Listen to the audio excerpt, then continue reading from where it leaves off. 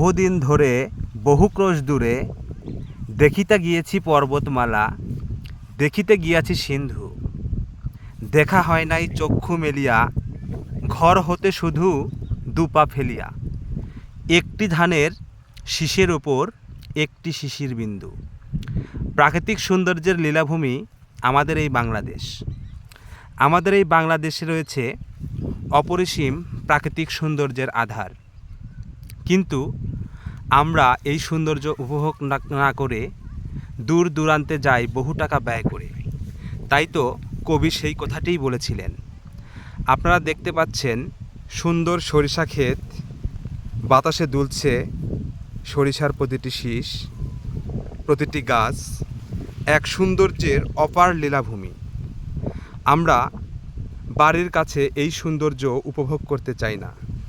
তাই তো কবি আক্ষেপ করে সেই কথাটি বলেছিলেন। আমাদের উচিত আমাদের বাড়ির কাছের সৌন্দর্য উপভোগ করা। এত সৌন্দর্যের আধার ছেড়ে আমরা কেন বহু টাকা ব্যয় করে দূর দূরান্তে যাব প্রাকৃতিক সৌন্দর্য উপভোগ করতে? আপনারা আপনাদের বাড়ির আশেপাশে এই সৌন্দর্যগুলো অবলোকন করতে পারেন আপন চিত্তে। সবাইকে অসংখ্য ধন্যবাদ।